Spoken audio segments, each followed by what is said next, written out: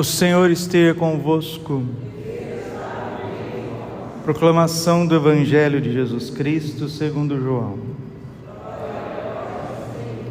Estava próxima a Páscoa dos judeus e Jesus subiu a Jerusalém, no templo. Encontrou os vendedores de bois, ovelhas, pombas, cambistas que estavam aí sentados. Fez então um chicote de cordas e expulsou todos do templo, junto com as ovelhas e os bois. Espalhou as moedas, derrubou as mesas dos cambistas e disse aos que vendiam pombas: tirai isto daqui, não façais da casa de meu pai uma casa de comércio. Seus discípulos lembraram-se mais tarde que a Escritura diz: o zelo por tua casa me consumirá. Então os judeus perguntaram a Jesus: que sinal nos mostras para agir assim? Ele respondeu: destruí este templo e em 3 dias o levantarei. Os judeus disseram: 46 anos foram precisos para a construção deste santuário e tu o levantarás em 3 dias? Mas Jesus estava falando do templo do seu corpo. Quando Jesus ressuscitou, os discípulos lembraram-se do que ele tinha dito e acreditaram na Escritura e na palavra dele. Palavra da salvação. Ave Maria, cheia de graça, o Senhor é convosco. Bendita sois vós entre as mulheres, bendito é o fruto do vosso ventre, Jesus. Santa Maria, Mãe de Deus, rogai por nós, pecadores, agora e na hora de nossa morte. Vinde, Espírito Santo, vinde por meio da poderosa intercessão do Imaculado Coração de Maria, vossa amadíssima esposa. Podemos sentar um pouquinho. Jesus, manso e humilde de coração. Celebramos a festa litúrgica da Basílica de São João de Latrão. Latrão porque ela fica num bairro de Roma chamado Laterano. E depois do ano 313, quando houve o edito de Constantino, edito de Milão, que proibia a perseguição dos cristãos e praticamente oficializava o cristianismo como a religião do império.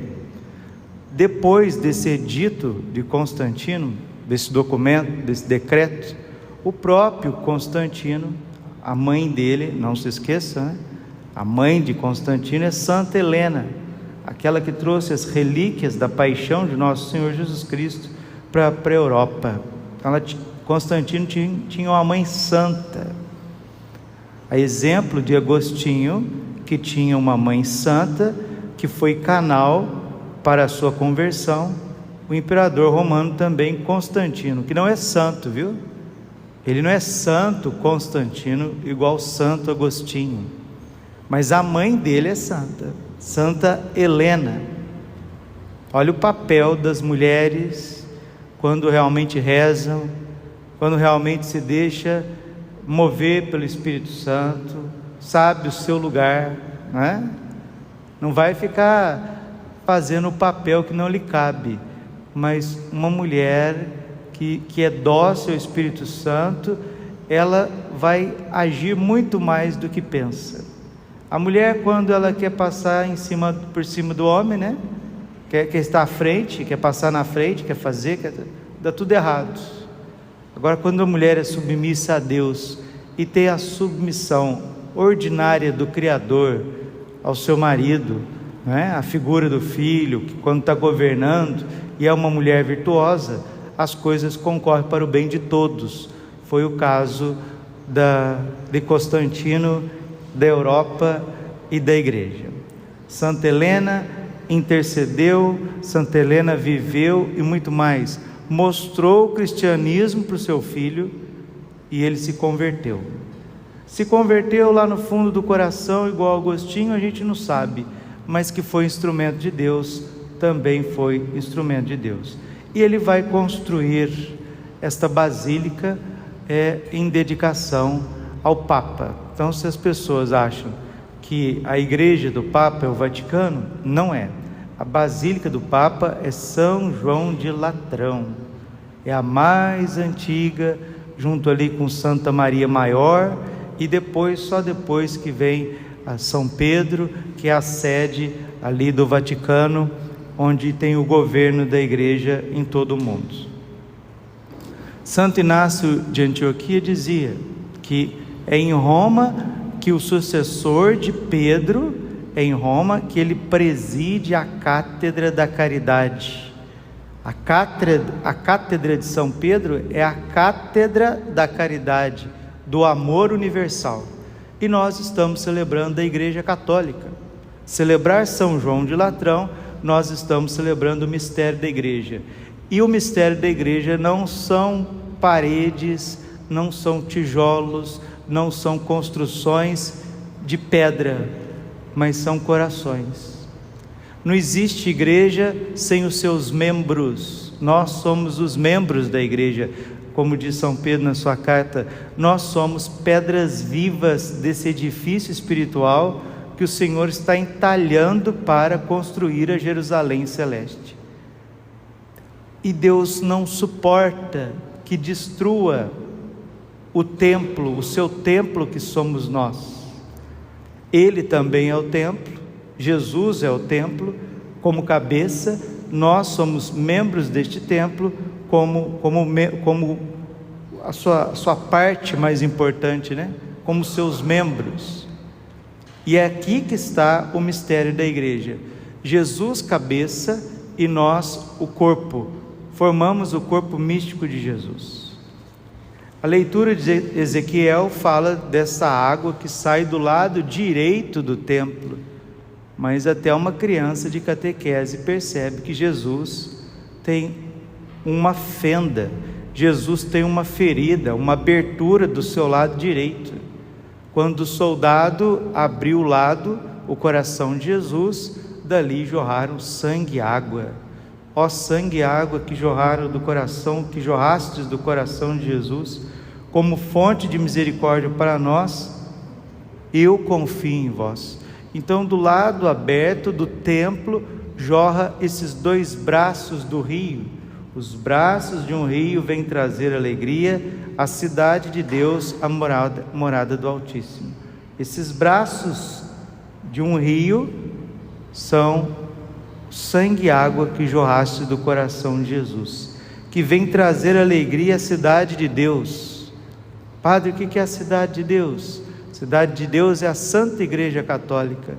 Santo Agostinho fala das duas cidades, né? A cidade de Deus e a cidade dos homens.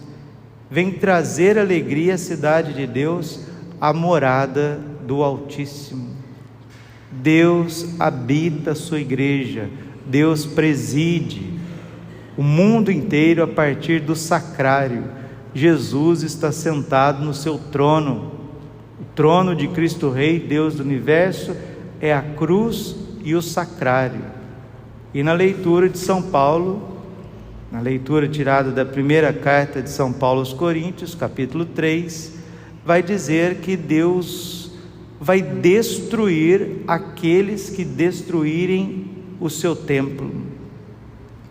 Irmãos, vós sois a construção de Deus, segundo a graça que Deus me deu. Eu coloquei, como experiente mestre de obra, eu coloquei o alicerce, sobre o qual, o alicerce é nosso Senhor Jesus Cristo, hein? Sobre o qual outros se põem a construir, mas cada qual veja bem como está construindo. De fato, ninguém pode colocar outro alicerce diferente do que já está colocado, Jesus Cristo. Acaso, versículo 16, 1 Coríntios capítulo 3, versículo 16 e 17. Acaso não sabeis que sois o santuário de Deus? Acaso não sabeis que nosso corpo, nossa existência, nossa alma, nosso ser, principalmente aqueles que são batizados, acaso não sabeis que sois santuário de Deus? E que o Espírito de Deus mora em vós? Para ser santuário de Deus precisa ser batizado, hein? Quando a pessoa nasce já é santuário de Deus. Não é santuário de Deus. O batismo é um exorcismo. Uma criança que nasce mais bonitinha, mais gordinha, mais lindinha, não é santuário de Deus. Não é. É santuário de Deus após o batismo. Marcos capítulo 16, versículo 15. Quem crer e for batizado será salvo. Quem não crer será condenado. É o batismo que nos traz a morada de Deus. É o batismo que nos traz a filiação divina. É o batismo que nos traz a graça salvífica santificante. Quando que nós vamos entender isso? Ah, não, mas é bonitinho, ai que gracinha, não tem mal nenhum. Que não tem mal nenhum, rapaz, aquilo é filho de peixe. Filho de peixe, peixinho é um filhotinho de ser humano. E ser humano é mau. Jesus diz: vós que sois mau, vós sois mau, só Deus é bom. E a bondade de Deus que nos traz a graça de fazer o bem. E a bondade de Deus, a misericórdia de Deus que quebra a maldição do pecado original, que traz as consequências do pecado original, que é o egoísmo, a raiva, a ira, a mentira, a luxúria, todas as consequências do pecado original que deixou em nós. Então é pelo batismo que nós nos tornamos pedras vivas. Antes somos pedras mortas, pedras que somos somente um corpo, alma, sim, o ser humano tal e qual, mas sem a graça, sem a santificação, sem a luz em nós. Tanto é que o batismo, o rito do batismo, nós trazemos sempre a simbologia da luz, da vela, do sal. Por quê? Faz a renúncia, o exorcismo. Porque no batismo acontece que essa pedra bruta se torna pedra viva. No batismo se torna filho de Deus. E é a partir do batismo que nós nos tornamos membros de Cristo e da igreja, que é o seu corpo místico. Acaso não sabeis que sois o santuário de Deus e que o Espírito de Deus mora em vós? Se alguém destruir o santuário de Deus, Deus o destruirá, pois o santuário de Deus é santo e vós sois este santuário. E vocês percebam que a grande sanha do diabo é para destruir a igreja. Vocês percebam isso? E ele não conseguindo destruir a igreja do lado de fora, ele quer destruir a igreja do lado de dentro para fora. Mas preciso dizer com os santos evangelhos, jamais irá acontecer, porque as portas do inferno não prevalecerão sobre a igreja, não prevalecerão sobre nós, não prevalecerão. Por isso que vocês vão ver, vocês já estão vendo e verão, que todos aqueles, seja o poder temporal, ou seja gente que perdeu a fé dentro da igreja, que se levantar contra esse santuário, serão destruídos por Deus. Não sou eu que estou dizendo. 1 Coríntios capítulo 3, versículo 17. Padre Braulio é um padre apocalíptico. Eu sou mesmo, porque existe na Bíblia um livro chamado Apocalipse, existe um gênero literário bíblico chamado apocalíptico. E 32% das Sagradas Escrituras são profecias, e muitas delas são profecias que traz purificação e traz castigo de Deus. Então, se você quer entender que Padre Braulio é apocalíptico no sentido católico, eu sou assim. Sou apocalíptico, sou pentecostal, porque a igreja nasceu em Pentecostes. Sou tradicionalista, porque eu vivo sim da tradição da igreja. O que mais? Sou carismático, sou batista, porque eu sou batizado, sou presbiteriano, porque sou presbítero, sou sacerdote, sou tudo. São João da Cruz diz: sou tudo, sou católico, eu sou um padre católico apostólico romano, total, todo católico, graças a Deus. E o que não é católico, eu não quero saber na minha vida. e nem na vida de vocês. Deus agirá sim em favor da igreja, em favor do mundo, e se for preciso muitos castigos, haverão muitos castigos. Agora você só se prepara, fica do lado certo, porque se levantarem contra Deus, Deus levantará o seu poder para nos proteger o seu templo, a sua igreja, os seus escolhidos. Jesus fez esse chicote e agiu com veemência lá no templo. Está mostrando o zelo, né? O zelo por tua casa me consome. O zelo por você. Deus tem zelo por você. Deus tem zelo pela nossa família. Deus tem zelo pelas dioceses. Nós não vamos destruir as dioceses. Deus não permitirá. Nós não vamos destruir o que foi erigido na cruz de Jesus Cristo, no sangue de Jesus Cristo. Você não percebeu que quem faz arruaça na face da terra são os seres humanos, com a ajuda dos demônios? E Deus vai ficar vendo isso como o Papai Noel? Eu sou bonzinho, eu sou misericordioso, eu sou o Papai do céu. Não, isso não irá acontecer. 1 Coríntios capítulo 3, versículo 16 e 17: quem destruir o templo de Deus será destruído por ele. Porque eles estão querendo acabar com os seres humanos, a partir do quê? Dessa indústria de ceifar as crianças no ventre de suas mães.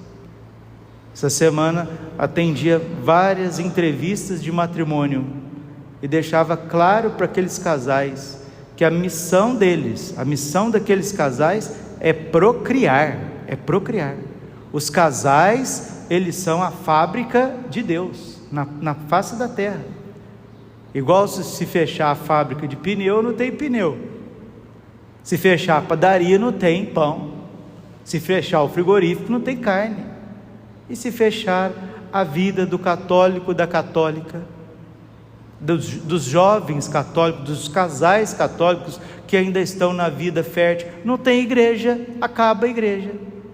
Por isso essa cultura de morte, por isso essa indústria de ceifar as mulheres, castrar os homens, castrar as mulheres, e vão usando canetada, e vão usando do poder, o poder não é deles, todo o poder vem de Deus, e o poder que é dado aos homens é para governar os homens, para ajudar a sociedade, o bem comum, não para destruir a sociedade. E se essas pessoas não se arrependerem, não voltarem atrás, preparem-se. Aí o apocalíptico aí, ó, o padre apocalíptico aí, ó, prepare-se, que o chicote vai descer, e descerá mesmo, e com força. Agora a gente só tem que estar do lado certo, né? Porque a hora que começarem realmente os castigos, e Deus começará a purificação desse mundo, porque as pessoas não querem se converter, os poderosos não querem mudar de opinião, não querem se render às Sagradas Escrituras, não querem se render à verdadeira ciência, né? Porque a ciência, a inteligência humana, o cérebro humano, é tudo de acordo com a natureza, de acordo com a lei divina. A verdadeira ciência, já dizia Louis Pasteur, a pouca ciência afasta de Deus, a muita ciência aproxima de Deus. A verdadeira ciência faz com que a gente creia que exista uma inteligência, uma vontade, um desejo muito maior do que qualquer coisa que a gente pensa que está por trás de todo o universo. E essa inteligência, essa vontade divina, ela tem rosto, Jesus Cristo de Nazaré, e ela tem um corpo na face da terra, ela tem uma estrutura na face da terra, a Santa Igreja Apostólica, Católica, Apostólica Romana. Aí a gente não suporta isso, então se converta. Aí eu não quero se converter, então prepara, porque Deus é misericordioso com todos, com aqueles que não são católicos, com aqueles que vivem. Deus é misericordioso com todos, mas ao mesmo tempo Ele é justo com todos. E Deus não pode, Ele não pode viver um engano. Deus não engana, não se engana e não engana, e não vai permitir que sejamos enganados pela serpente que enganou Eva, pela descendência da serpente que quer infiltrar na Santa Igreja Católica, quer infiltrar nos poderes, nas sociedades, na política. Deus não é esse papaizinho aí que pintam dele aí, que deixa a gente fazer o que a gente quer. Não, Ele vela o caminho do justo, Ele sonda até os nossos pensamentos. E estamos vivendo num tempo onde muitos governos, muitos países, muitas pessoas individuais já perderam o limite de criatura. Acham que são mais do que Deus, são senhores e senhoras para além do bem e do mal. Por isso Jesus agiu com veemência no templo de Jerusalém, expulsou os vendilhões, um sinal do zelo que Ele tem pela igreja até a consumação dos séculos. Glória ao Pai, ao Filho e ao Espírito Santo, como era no princípio, agora e sempre, por todos os séculos dos séculos. Amém. Coração imaculado de Maria, confiança, saúde e vitória.